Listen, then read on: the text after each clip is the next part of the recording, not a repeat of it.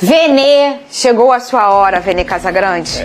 Como que tá o seu coração? O meu eu já fui sincera. Chegou a hora de separar os homens dos meninos. É mesmo, Vene, essa é a hora da Libertadores. Eu posso ser bem sincero, ansioso, nervoso e com certo receio. Sério, Vene? O Flamengo tem me permitido isso nos últimos tempos de Libertadores, né?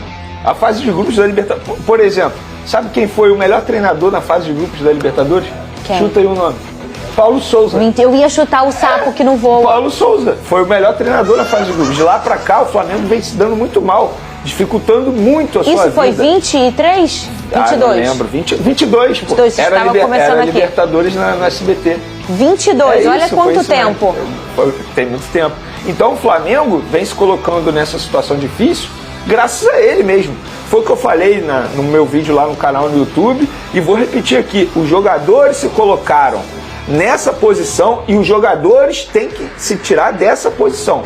Porque eles que jogaram mal contra o Central Córdoba, eles que jogaram mal contra o Deportivo Táchira e eles que têm jogado mal os últimos jogos do Flamengo. Então, chegou a hora, independentemente de conta, de quanto precisa fazer de saldo de gol, os jogadores do Flamengo eles têm a obrigação de fazer um grande jogo e golear a LDU e Deportivo Táchira no Maracanã. Estamos falando de dois adversários extremamente fracos no grupo do Flamengo e o Flamengo tem um elenco, sim, que tem condições de vencer e vencer bem, por um placar elástico. Quanto que o Flamengo precisa vencer? A gente fez a conta do Botafogo agora ali, na tabela. Quanto que o Flamengo... A gente tem a tabela aí, Deixa eu pegar Big aqui. Thunder? Eu peguei aqui, ó. Vamos tem lá. Aí, Vene? Calculadora na mão. Fiz essa postagem Vamos lá no lá. meu Instagram. Calculadora na mão, Com Vene. a vitória do Central Córdoba sobre o Deportivo Táchira por 2-1, a vida do Flamengo na Libertadores está assim. Necessidade de bater a LDU, o ideal com placar por 2 gols ou mais gols, tá? Fazendo o saldo de gols. Sim. Caso vença a LDU por 2 ou mais gols de diferença, o Fla só precisa derrotar o Deportivo Táchira na última rodada por qualquer placar. Para ele entrar em segundo, não? Em primeiro no caso. Caso ganhe a LDU por 1 gol de diferença, precisará vencer o Táchira na última rodada por pelo menos 2 gols para não depender do resultado de LDU e Central Córdoba. Gente, na boa, assim, eu repito o que eu venho falando, independentemente de calculadora, de condições do Flamengo, de cenário do Flamengo no grupo, o Flamengo tem que golear os 2 jogos. Isso é uma obrigação dos jogadores. Os jogadores não podem simplesmente fazer um jogo apático, vencer a LDU e Deportivo Táchira por um placar de 1-0, 2-1. Ô, Vene, eu sou ruim de matemática, você sabe.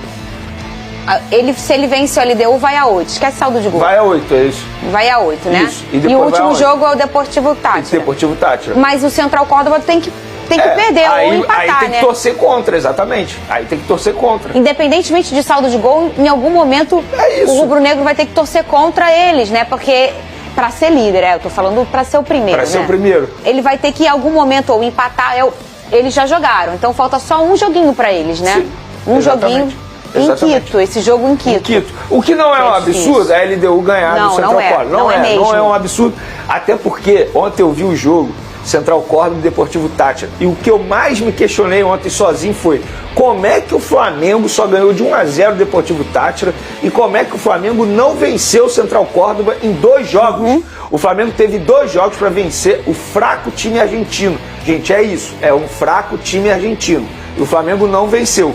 Então, repito, independentemente das contas, Fernando, o Flamengo tem a obrigação de vencer a LDU por um placar elástico. Sim. E o Deportivo Táchira por um placar mais elástico ainda.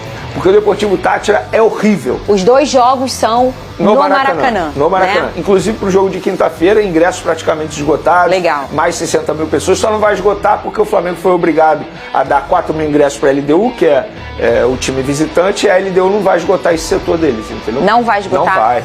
Procura baixíssima. E assim, eu falei isso aqui quando saiu o grupo do Flamengo. A maior pedra no sapato aqui é a LDU lá. Pra todo mundo, né? Não é só pro Flamengo. Sim. É pro Central Córdoba, é pro Deportivo Táchira.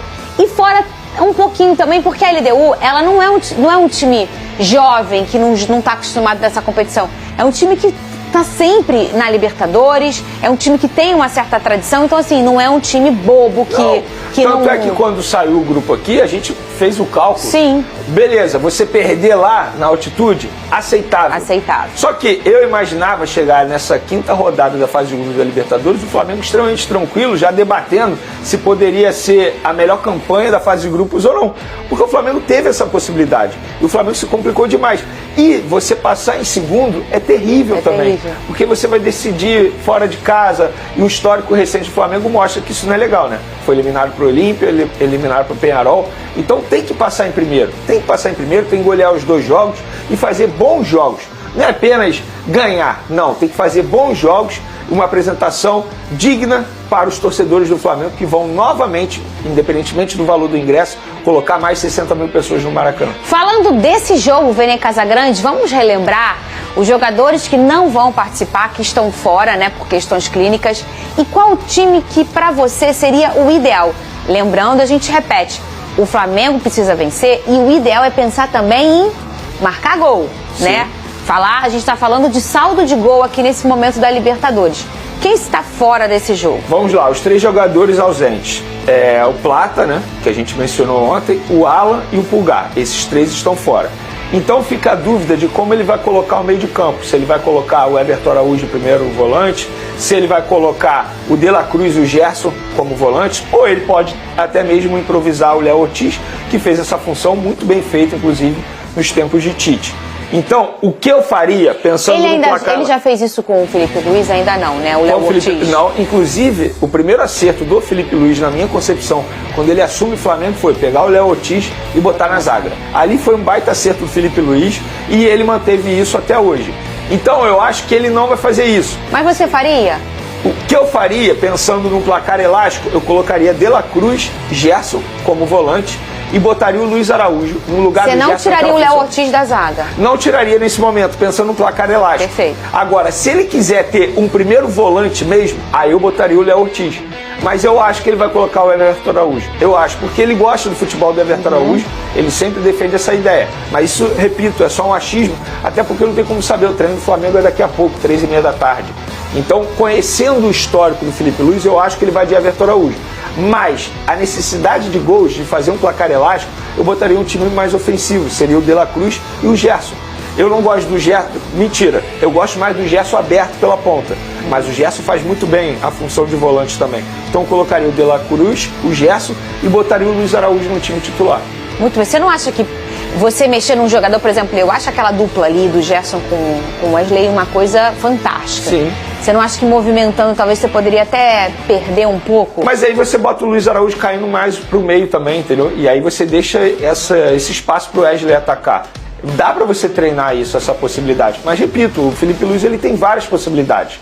Então, eu acho que dentro das 3 que a gente tem aqui, que a gente cogitou, eu não começaria com o Everton Araújo nesse momento. Eu acho que o jogador está com a confiança muito baixa. E pegar esse jogo com a necessidade de vencer, eu tenho certo receio. A torcida no cangote ali, né? Exatamente, tá em casa. Exatamente, casa cheia. Como ele vai reagir? Ele é um jogador que tem errado muito passe, entende? E se ele errar o primeiro passe, como é que vai ser a reação dele durante o jogo? Então, eu levo isso tudo em consideração.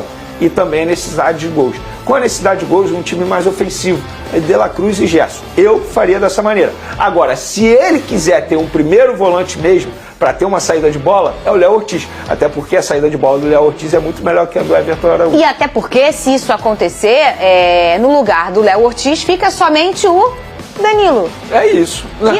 Não é nenhum absurdo. Não é nenhum absurdo, né? Não é nenhum cara que meu Deus do céu, olha lá, vamos tirar o Léo Ortiz e vamos botar. Por falar em Danilo, ele jogando no lado direito da zaga, ele tem uns passes longos pro Wesley, por exemplo, que em alguns momentos dão certo, em alguns jogos dão certo.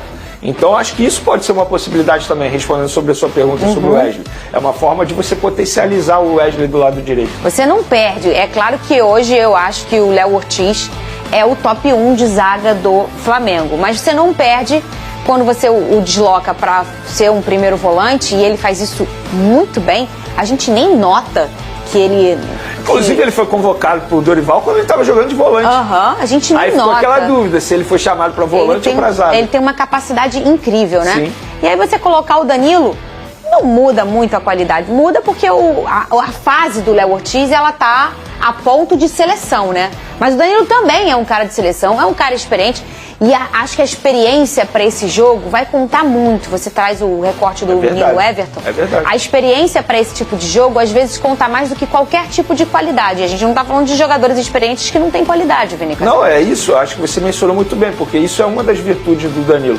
Você vê durante os jogos, assim, ele é um capitão sem faixa, né? Pé de calma, ele sabe organizar, né? Tranquilidade, bastidor. Ele é um cara que é muito importante isso. Todo mundo fala, não só o Felipe Luiz. Então, independentemente da escolha, mesmo que ele entre com o Everton Araújo, repito, o Everton Araújo em campo, o Flamengo tem a obrigação de vencer a LDU com placar elástico.